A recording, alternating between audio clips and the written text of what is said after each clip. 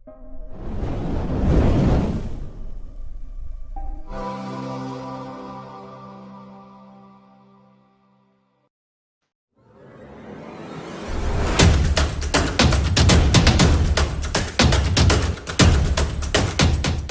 कभी मैं mesmerize हो जाता हूँ, कभी कभी मैं अचंभित हो जाता हूँ, भौचक्का रह जाता हूँ। इतनी बाइबल मैंने पढ़ी है, सालों से पढ़ रहा हूँ और दिन रात, और याद है, फिर भी लगता कुछ नहीं आता मुझे। हालेलुया।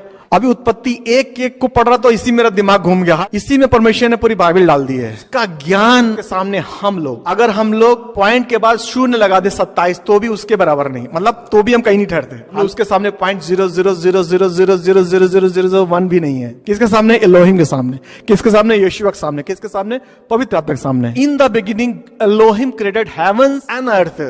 इसमें 7 वर्ड है। कितने वर्ड है? 7 का मतलब होता है कंप्लीशन, 7 का मतलब होता है पूरा, भरपूरी। We are not meditating on numerology. हम लोग अंक विज्ञान का अध्ययन नहीं कर रहे हैं, वो एस्ट्रोलॉजिस्ट करते हैं। परमेश्वर के जो अंक हैं वो क्या बोलना मांगता है, उसके पीछे हम लोग देख रहे हैं। तो in the beginning God created heavens and earth. तो पहला है इन द बिगिनिंग, उसको हिब्रू में बोलते हैं बेरेशित। फिर इसके बाद आता है 12 मतलब क्रिएट, बनाया। एलोहिम, एलोहिम मतलब पिता पुत्र पवित्र आत्मा। आदि में परमेश्वर ने, एलोहिम ने क्या किया? एथ हशेमेम वियत हरसेट्स। हरशमेम मतलब हेवंस। हरशमेम बोलते हैं किसमें? हिब्रू में। उसका मतलब होता है हेवंस, है ना।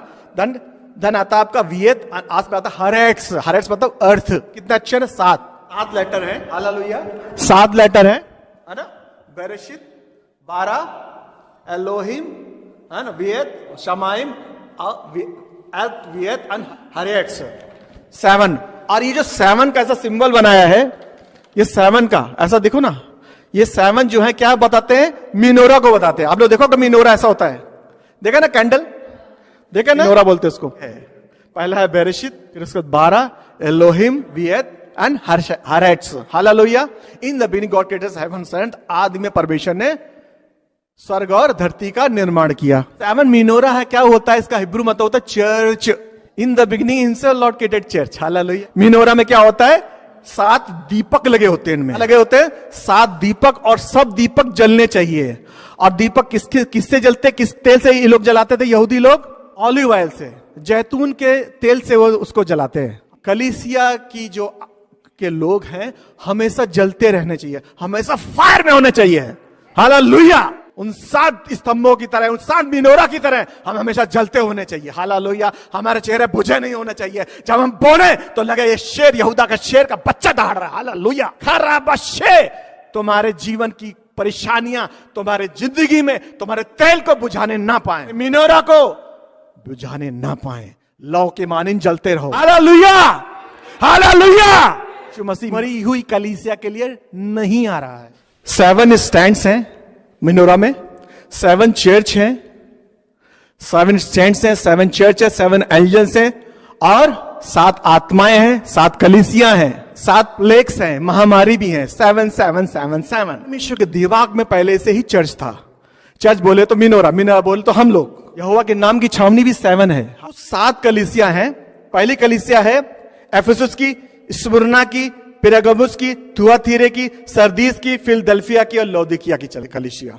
इसको प्रकाशित वाक्य 2 अध्याय 3 अध्याय में लिखा गया है। अब पुराने नियम में एक राजा हुआ करता था, उससे हम डिकोड करेंगे कि हम कैसे नए नियम में जाएंगे। हालेलुया। तो इन द बिगिनिंग जेनेसिस देख लिया। एलोहिम, मिनोरा याद रखो है, चर्च है। 7 उसमें जो स्टैंड है, लैंप है, वो 7 में जैतून के तेल से चल रहे हैं वो लोग। ये दिमाग बना कर रखो। आसा, राजा आसा के बारे में देखेंगे। पहला राजा 15 अध्याय 9 से 15। आसा यहूदा पर राज्य करने लगा। यरूशलेम में 41 वर्ष तक राज्य करता रहा, और उसकी माता अबशालोम की पुत्री माका थी। आसा ने अपने मूल पुरुष दाऊद की हिनाई वही किया जो यहोवा की दृष्टि में ठीक था। आशा राजा है, 41 साल शासन किया, और वो राजा अच्छा राजा है। और उसके साथ 7 नबी भी आए उस समय। कितने नबी आए, कितने प्रॉफिट आए? 7। आया, अनानी आया, यहू आया, और ओदेद आया, अजरिया आया, योशुआ आया, और एलिया आया। 7 प्रॉफिट आए। किसके काल में? पीरियड काल में। किसके शासन काल में? 41 शासन के काल में कौन आए? 7 दर्शी आए, नबी आए। कितने आए? 7। आसा राजा। आसा क्यों सिलेक्ट किया ये भी हम देखेंगे, आसा ही क्यों सिलेक्ट किया। आसा का जो मतलब होता है अगर हम हिब्रू में देखेंगे तो आसा, आसा ASA है ना। अगर इब्रानी में देखेंगे, हिब्रू में देखेंगे तो आसा में एलफ, A फॉर एलफ। इब्रानी का पहला लेटर क्या है? एलफ। इब्रानी 10 प्लीज रीड। वाली अच्छी वस्तुओं का प्रतिबिंब है, पर उनका असली स्वरूप नहीं। व्यवस्था में करते थे, दुनिया भर के काम करते थे, 3,000 रेगुलेशंस थे, 10 नियम थे, और भी बहुत सारे रब्बियों ने बना दिए थे, है ना। तो that was a foreshadow of a good thing which are going to come in Christ Jesus. वो चीज, वो छाया थी जो हम वो समझ नहीं पा रहे थे कि आने वाले समय में कौन उसको पूरा करेगा, यीशु पूरा करेगा। यीशु वो सेक्रीफाइस था, यीशु वो साल्वेशन था, उद्धार था। यीशु ने वो सब पूरा किया और हमको अनंत काल का जीवन दिया। यानी कि वो लोग कर रहे थे, वो उसकी एक छाया के रूप में कर रहे थे, समझता नहीं था किसको, यहूदियों को। हालेलुया। लेकिन उसको किसने पूरा किया? यीशु ने। तो ये जो मिनोरा बनाए वो समझते नहीं थे, व्हाट इज मिनोरा, क्यों कर रहे वो लोग, तेल क्यों भर रहे, जैतून क्यों लगा रहे। हालेलुया। बट करे यार, यीशु ने उसको सब कुछ समझाया। और नया नियम जो है सूरज है, और पुराना नियम जो है चांद है, मून है, और सूरज की चमक से मून चमकता है। जब तुम नया नियम समझ लेते हो तो पुराना नियम का सब समझ में आता है कि ऐसा क्यों लिखा गया था, आसा के बारे में क्यों पढ़े। तो आसा जो है एलफ एंड एलफ, और बीच में आता है सैमक एंड एलफ। और इब्रानी में 22 लेटर होते, aleph and tau, alpha and omega Greek में, और इब्रानी में एलफ एंड टाउ। हालेलुया। तो आसा में जो बीच का है एस, दैट इज सैमक। क्या है? देखो, अगर चर्च से कोई वाक्य आता तो बोलो उसको hallelujah. It shows your faith. Hallelujah. Hallelujah. Faith कब रिफ्लेक्ट होता है? फेथ हमारे हाव भाव से रिफ्लेक्ट होता है, फेथ हमारे चेहरे से रिफ्लेक्ट होता है। Faith is an expression. आप कैसे आमीन बोलते हो, ऐसा आप अपने चेहरे का एक्सप्रेशन देते हो पास्टर को, पास्टर को सब समझता है। हालेलुया। उससे पता चलता कि लेवल कितना है मीटर फेथ का। आई नहीं करूंगा, जब हम कहीं मीटिंग में जाते थे तो प्रीचर जो था हमको अलग से बुलाता था, कि हमारी आंखों से आंखों के कांटेक्ट बने रहते थे 2 घंटे, हमारे हिलते नहीं थे हम लोग। तो समझता था, फिर हमसे बताता था, हमको प्रोफेटिकली वर्ड देता था वो। सैमक ऐसा बनता होता, सैमक। आसा एलफ एंड एलफ, आजू बाजू बीच में क्या है? शैमक। शैमक क्या बनाया इसने? Minora, church. आसा को हम इसलिए अध्ययन कर रहे हैं क्योंकि आसा के नाम में चर्च है। मिनोरा में 7 खंबे हैं, 7 जैतून से जल रहे हैं। और रेवलेशन में भी यीशु मसीह कलीसिया से बोल रहा है, रेवलेशन के पहले अध्याय में, और वो यीशु मसीह कलीसिया से बात कर रहा है। कलीसिया 7 कलीसिया को लेटर लिख रहा है, 7 चर्चेस को लिख रहा है, 7 एंजल्स को भेज रहा है, 7 सील हैं, 7 हमने प्रोफेट बता दिए, है ना। और 7 राजा, 7 राजा हम लोग देखेंगे। 7 राजा थे उस समय के, थे जिनके देखो आसा कांस्टेंट है। अभी थोड़ा सा पीछे जाएंगे तो हम लोग देखेंगे जो 7 राजा कौन थे। डेविड के समय में 12 गोत्र थे, और 12 के 12 गोत्र दाऊद के अंडर में थे, है ना। उस समय इजराइल 2 भागों में नहीं बटा था। लेकिन जब सोलेमन आया, सोलेमन के समय में विद्रोह होने लगा, और उसका जो कर्मचारी था उसका नाम था, क्या था? यरोबाम। क्या था? यरोबाम ने विद्रोह किया। पहला राजा 11:30, पहला राजा 11:30। ये 7 प्रोफेट बोले ना, उसमें एक अहिया सबसे पहला था। अहिया ने क्या किया? चादर लेके 12 टुकड़े। देखो बाइबल में हर चीज सिंबॉलिकली लिखी गई है। पका पकाया पास्टर दे रहा है, लेकिन पूरा नहीं दे पाता। 1 घंटे के मैसेज में सब कुछ नहीं एक्सप्लेन कर सकता, कुछ छूट जाता है। वो जब आप समझेंगे, जब घर पे आप जाके खुद अध्ययन करेंगे। तो पहला राजा 11 में एक अहिया, एक प्रॉफिट था, और उसने जो है यरूबाम को 10 गोत्र दे दिए। चादर के टुकड़े सिंबॉलिक, 10 टुकड़े किए, 2 उसको दे दिया, उसको रख दिया, 10 उसको दे दिया। यानी कि 10 गोत्र किसको दे दिए? यरूबाम को दे दिए। और रहोबियाम का लड़का था, उसका नाम था अबिया, और अबिया का लड़का था आसा। हालेलुया। अबिया का लड़का था आसा। और इस समय जो है, जो 7 जो राजा थे, और 2 भागों में बढ़ गया इजराइल 2 भागों में बढ़ गया। एक होता उत्तरी किंगडम, नॉर्थ किंगडम, एक है साउथ किंगडम। उत्तरी जो राज्य था वो इजराइल कहलाया, एप्रोम के गोत्र के सब राजा शासन किया उसमें। और जो दक्षिणी राज था उसमें यहूदा का के सब ने शासन किया। उसकी कैपिटल थी यरूशलेम। और इजराइल जो नॉर्थ किंगडम था उसकी कैपिटल क्या थी? सोमरोन। और सोमरोन को अहाब राजा ने सोमेर से खरीदा था कुछ चांदी के सिक्के में, इसलिए उसको उसने कैपिटल बना दिया, उसका नाम रखा सोमरोन। उसको फिर उसने अपनी कैपिटल बनाई। Hallelujah. Hallelujah. I love Chronicle and king. Hallelujah. मुझे बहुत अच्छे लगते हैं। हालेलुया। क्यों अच्छे लगते हैं? क्योंकि अगर ये राजा ना होते तो नबी ना होते। नबी इसलिए आए कि राजा थे बदमाश, उनको ठीक करने के लिए कोई यहोवा कौन भेजता था? नबी, और नबी से हम लोग को फायदा हुआ। अगर हम देखेंगे, डीपली स्टडी करेंगे, तो क्रॉनिकल, इतिहास जिसको हिंदी में बोलते हैं, उसमें किसी भी इजराइल के राजा का वर्णन नहीं है, सिर्फ यहूदा के राजाओं का वर्णन है, क्योंकि वो लोग विकेट थे सब के सब, इसलिए उनका बाइबल ने कोई जिक्र नहीं किया है। जब साउल खड़ा था फेस्तुस के सामने, फेलिक्स के सामने और अग्रिपा के सामने, तो उस समय अग्रिपा का राजा और सारे हाकिमों का नाम है। उस वक्त हम दोष लगा रहे थे पौलुस पर, तो उनका नाम क्यों आया इतिहास में? क्योंकि पौलुस वहां खड़ा था। जहां तुम खड़े हो जाओगे वहीं से इतिहास शुरू होगा। जंजीरों में बंधा हुआ पौलुस बोलता है, हे राजा, क्या थोड़े में क्या कम, मैं चाहता हूं सब जंजीरों को तोड़ करके मसीह में आ जाएं। अग्रिप्पा राजा मिट गया, फेस्तुस राजा मिट गया, फेलिक्स मर गया, लेकिन पौलुस जिंदा है। इसके पास वचन है। यीशु मसीह कहते हैं, मेरा वचन जीवन और जीवन है, मेरे वचन रोटी है, जिसको खाएगा वो कभी नहीं मरेगा। पौलुस अभी भी मौजूद है। अग्रिप्पा राजा, फेस्तुस, फेलिक्स कब्र में सड़ गए, लेकिन पौलुस अभी जिंदा है। खालाबाना शेखेल बेसे और रदाबाला सखेरिया नमा सखेरिया। दुनिया का सबसे बड़ा अचीवमेंट है तुम्हारा यीशु की गोद में जाना। स्मृति बोलती है, तुम आईएएस बन जाओ, तुम राजा बन जाओ, कमांडर बन जाओ, तुम डॉक्टर बन जाओ, तुम इंजीनियर बन जाओ, तुम बैंकर बन जाओ, सबसे बड़ा अचीवमेंट है यीशु के पास जाना। याद रखो, ये सब नष्ट हो जाना यहीं पर। एनोक के मानन चलो, लेके तलवार चलो, बेटे के नाम मथूसेलह रखो, कि जैसे तुम होगे वैसे तुम बच्चे का नाम रखोगे, वैसे तुम परवरिश करेंगे। तुम खराब, बेटा खराब, तुम अच्छे, बेटे अच्छे। याद रखो, ट्रेनिंग माँ बाप को देनी है। और we are the living letter of Christ Jesus. हम यीशु मसीह के जीवित पत्रियां हैं। हमारे कामों से बच्चे देखते हैं हमारे, बोलो ए अंकल ये आए हैं, बोलो अंकल पापा घर पे नहीं है, पापा घर पे नहीं है, वो लोग फिर शाम में झूठ मत बोलना, बाइबल बताती है। मानेगा वो? मानेगा? एक टीचर्स ने उस बच्चे से पूछा, बच्चा बहुत अच्छा था, बोले तुम ये कहां सीखते हो ये सब चीजें? बच्चा अच्छा था, वो वाली एग्जांपल नहीं दे, दूसरा एग्जांपल दे रहा हूं। बच्चा बहुत अच्छा था, टीचर ने पूछा तुम कहां सीखते हो? बोलता मेरे घर में सब ऐसा ही करते हैं, सिखाने की जरूरत नहीं पड़ती है, तुम्हारा लाइफ से ही लोग सीखते हैं। मैं अपनी वाइफ के जीवन को देखकर मैं यीशु में आया। मैं बड़ाई नहीं कर रहा हूं, but I have seen. Hallelujah. कौन कौन से किंग थे? यरोबाम का लड़का नादाब, और यरोबाम और नादाब ने फिर बदमाशी करी। पहला राजा 15 के 29 में लिखा है, वो बोलता है कि तुमने जो है पूरे इजराइल को मूर्ति पूजा में डाल दिया। यरोबाम राजा ने, यरोबाम को 10 गोत्र दे दिया, लेकिन यरोबाम राजा ने क्या किया? पूरे इजराइल को बर्बाद कर दिया। 15-29 पढ़ो। राजा होते ही बादशाह ने यरोबाम के समस्त घराने को मार डाला। उसने यरोबाम के वंश को यहाँ तक नष्ट किया कि एक भी जीवित न रहा। यरोबाम ने क्या किया था? उस समय जब इजराइल 2 भागों में बढ़ गया है ना, तो मंदिर कहां हो गया? सुलेमान जो मंदिर बनाया था यरूशलेम में रह गया, है कि नहीं? मंदिर थोड़ी काटेंगे, मंदिर तो दाऊद के उसमें चला गया, दक्षिणी इजराइल में चला गया, यहूदा में चला गया। अब 10 गोत्र किधर चले गए? नॉर्थ में, इजराइल में। अब वो वहां जाते थे मंदिर हर साल। हालेलुया। तो यरोबाम ने क्या किया? सोचो यरोबाम ने क्या किया? जिसको परमेश्वर ने आशीष दी थी, उसने कहा एक दान को बना दिया, एक बेशेरबा को बना दिया, 2 बछड़े। हे सुनो, कहां जा रहे हो? 10 गोत्र इधर आओ। ए प्रेम, यहूदा, इसकार, गाद, इधर आओ, इधर देखो, ये तुम्हारा बछड़ा इधर है, ये बछड़ा तुम्हारा इधर है, चाहे इधर पूजो चाहे उधर पूजो, तुम यहूदा मत जाओ।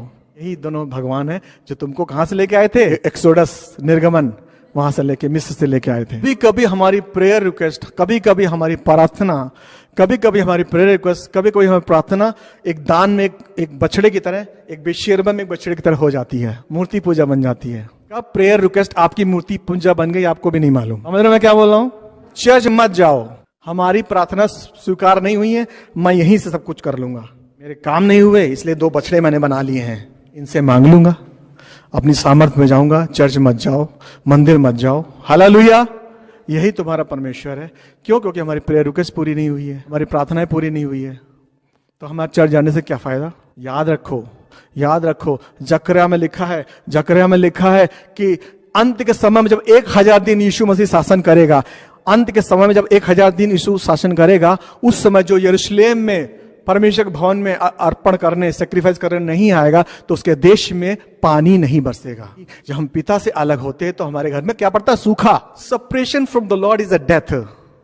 परमेश्वर से अलग हो जाना, उस पानी का ना आना है के बराबर है। आपके घर में सूखा पड़ेगा। मैं कर्ज नहीं कर रहा हूं, बाइबल के उससे बता रहा हूं। यरोबाम को यहोवा ने, देखो यहोवा किसी को छोड़ता नहीं है, but is righteous and kind. यीशु मसीह धर्मी है और न्यायी भी है, विनम्र भी है, लेकिन छोड़ता नहीं पाप को यहोवा। तो उसने क्या किया, बादशाह राजा को खड़ा किया। बादशाह राजा ने यरोबाम के पूरे घराने को खत्म कर दिया। फिर बादशाह राजा ने भी गड़बड़ कर दिया, एला भी मर गया, जिम्री ने एला को मारा और जिम्री भी 7 दिन में आग लगा के मर गया। और उसके बाद ओमरी आया, ओमरी कमांडर था जिम्री का, और ओमरी आया। ये मैं किसकी बात कर रहा हूं, सब इजराइल के राजाओं की। लास्ट में उसका ओमरी का लड़का कौन है, अहाब जिसने इजराइल में सोमरोन को पहाड़ को खरीदा था सोमेर से। तो उसकी कैपिटल क्या बनाई उसने, अहाब ने, सोमरोन। तो ये है इतिहास। 7 राजा 7 दर्शी। और यहां कौन स्टैंड कर रहा है, कांस्टेंट, आसा कौन है, 31 साल तक ये सब मर गए जा रहे हैं। देखो समझो, इजराइल के राजा मर रहे हैं, जल रहे हैं, कब्र में जा रहे हैं, लेकिन खड़ा कौन है, आसा कैसा राजा था, धर्मी।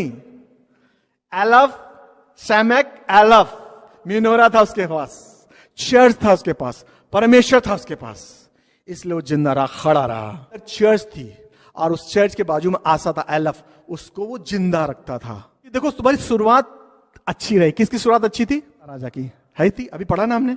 लेकिन अब हम आगे देखेंगे, थोड़ा सा ट्विस्ट आ रहा है कहानी में। हम लोग देखेंगे 2 क्रॉनिकल 14 का 9। आसा राजा ने क्या किया, अपनी माँ को सब लोग प्रेम करते हैं, पिता को सब लोग प्रेम करते हैं। हालांकि इस बंदे ने अपनी माँ को, जो उसका पद था, रानी थी, रानी माँ पूजी जाती थी, वो अशेरा की भक्ति डिवोटी थी, वो उसने उसको वहां से उतार दिया। लोग अपने माँ बाप को खुश करते रहते हैं, यीशु का नाम नहीं लेते उनके सामने, भाई बहनों के सामने अपना नाम, यीशु का नाम नहीं लेते हैं, हालेलुया।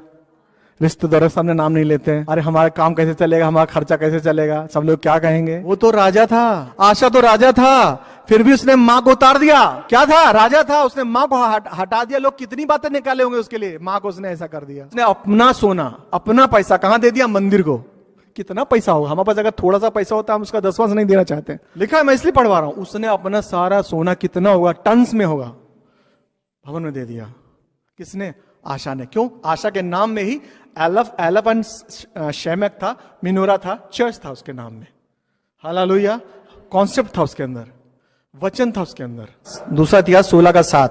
उस समय हनानी दर्शी यहूदा के राजा आसा के पास जाकर कहने लगा, तूने जो अपने परमेश्वर यहोवा पर भरोसा नहीं रखा, अराम के राजा ही पर भरोसा रखा है, इस कारण अराम के राजा की सेना तेरे हाथ से बच गई। कूशी राजा, कूशी जो था, 10 लाख पैदल और 300 चैरियट्स को लेकर इसके अटैक में आया, आसा के अटैक में आया। और आसा राजा ने यहोवा से मदद मांगी और यहोवा ने उनको कूशी राजा को भगा दिया। कितने लोग थे, 10 लाख। उसके बाद आगे बाइबल बताती है, स्टार्टिंग इसकी बहुत अच्छी थी। क्या थी, आसा राजा की। आसा के नाम में मिनोरा था, शैमेक था, लेकिन स्टार्टिंग उसकी बहुत अच्छी थी। एंड में क्या हुआ, इसने दिमाग लगाना शुरू किया। शुरू में तो आते हैं यीशु यीशु यीशु, hallelujah hallelujah hallelujah hallelujah hallelujah, और ये बाप रे क्या लिखा है, मैंने तो कोई पढ़ा ही नहीं ऐसा। अच्छा यीशु, हाँ मैं भी हूँ, तो हाँ भाई आओ भाई, यीशु, हाँ हम भी यीशु, तुम यीशु मानते हो, हम भी यीशु मानते हैं। तुमको फायदा हुआ यीशु से, हमको फायदा हुआ। भाई चर्च की बातें आत्मा में ला करके, हाँ चर्च हालेलुया। समय गुजरता गया, हम लोग के भी समय गुजरते जाते हैं। हम लोग जब धीरे धीरे जिंदगी में आगे बढ़ते जाते हैं, मसीह करियर में, मसीह जीवन में, तो एक समय आता है कि हमको यीशुआ के किए गए उपकार भूल जाते हैं। और क्या होता, उस समय जब कोई परेशानी आती है तो हम संधि करने लगते हैं, ट्रीटी करने लगते हैं। आशा की लड़ाई बादशाह से हमेशा होती थी। आशा बादशाह, याद रखो, आशा बादशाह। आशा कहां का था, खुदा का। बादशाह कहां का था, इजराइल का। 2 दुश्मन, एक आदमी के जो 2 दुश्मन होते हैं, एक ही आदमी के 2 दुश्मन दोस्त हो जाते हैं, है ना। तो एक ही आदमी के 2 दुश्मन है, तो है ना। तो जो 2 दुश्मन एक आदमी के, वो दोनों दोस्त हो जाएंगे इसको और परेशान करने के लिए। तो जो आराम का राजा था, वो दुश्मन था इजराइल का, यहूदा, दोनों का ही, आराम का राजा। और जो ये बादशाह था, वो इजराइल का ही था, लेकिन इससे लड़ता था, किससे, आशा से। आशा जिंदगी भर लड़ता रहा, किससे, बादशाह से। तो इसका मतलब ये नहीं कि आप मसीह में आ जाएंगे, कोई परेशानियां नहीं आएंगी। आशा के नाम में सब कुछ था, आशा सब, लेकिन परेशानियां आती थी उसके पास, यहोवा छुड़ा देता था, हालेलुया। क्योंकि 2 क्रॉनिकल दूसरा इतिहास के 16 के 7 में लिखा है कि परमेश्वर अपनी सामर्थ्य दिखाता है उन पर जो मन के निश्चल होते हैं। जो दिमाग लगा लेते हैं कि मैं जुगाड़ लगा लूंगा, उसके साथ सामर्थ्य नहीं दिखाता। क्यों दिखाएगा, क्योंकि अगर ये काम बनाएगा तो अपनी महिमा करेगा और चर्च में बोल देगा यीशु ने किया। यीशु ने किया इसलिए ताकि सब लोग जाने कि मेरा यीशु से कनेक्शन बहुत तगड़ा, मेरी सारी प्रेयर आंसर हो जाती है। सब सब पता है। हालेलुया। मत समझो, जो वचन पढ़ता है उसमें 10वां फल आता है टेस्टिमनी का, और पहला गुण उसके अंदर वरदान आता है आत्माओं की परख का। अगर आपको वचन सही में मालूम है तो अब मुंह खोलता सामने वाले तो पास्टर या जो भी जिसको पता है वचन उसको समझ में आता है झूठ बोल रहा है। उसने क्या किया, इसको बादशाह को हराने के लिए आराम के राजा से दोस्ती कर ली और सारा सोना कहां दे दिया। पहले सोना कहां दे रहा था, मंदिर में। अब मंदिर सोना निकाल कहां दे दिया, आराम के राजा को। भैया दोस्ती बना लो, इसको बस हटा दो।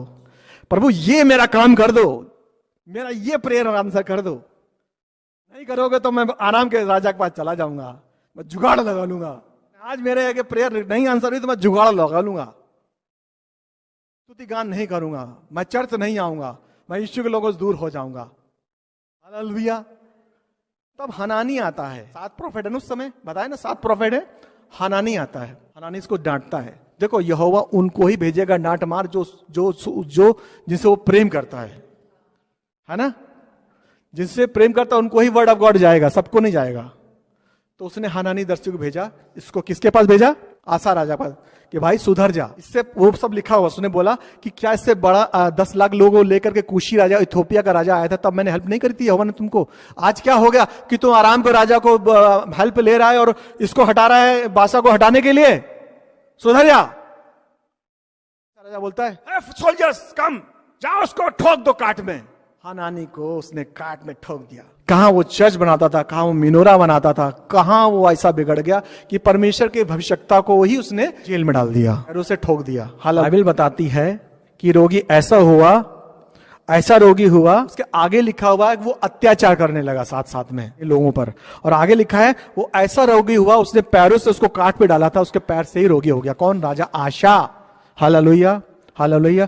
जब आप परमेश्वर के लोगों को कोसते हैं, जब चर्च को कोसते हैं, जब परमेश्वर के राज के आप धुन में नहीं रहते हैं, जब परमेश्वर के राज की बड़ाई नहीं करती है, तो आपको पांव का रोग होता है। इतनी बार मैंने बताया था कि परमेश्वर के जो आर्मर बेयर हैं, जो परमेश्वर के शस्त्र हैं, उसमें एक शस्त्र क्या है, पैरों में मेल मिलाप का जूता पहन लो। कमजोर हो जाओगे अगर तुम परमेश्वर के राज को नहीं खोजोगे, कि तुम जूते भी पहन नहीं पाओगे, तुम किसी काम के नहीं रहोगे। उस पर भी वो डॉक्टरों के पीछे पड़ गया, फिर भी अपने को नम्र नहीं। कभी कभी परेशानी आपको नम्र करने के लिए भी आती है। रोग हो गया, परेशान हो गया, फिर भी वो यहोवा लिखा बाइबल में नहीं फिरा, उसने काट पे ठोक दिया, पैरों से ठोका तो उसको पैरों में ही रोग हो गया और जिंदगी भर वो उठ नहीं पाया। हालेलुया।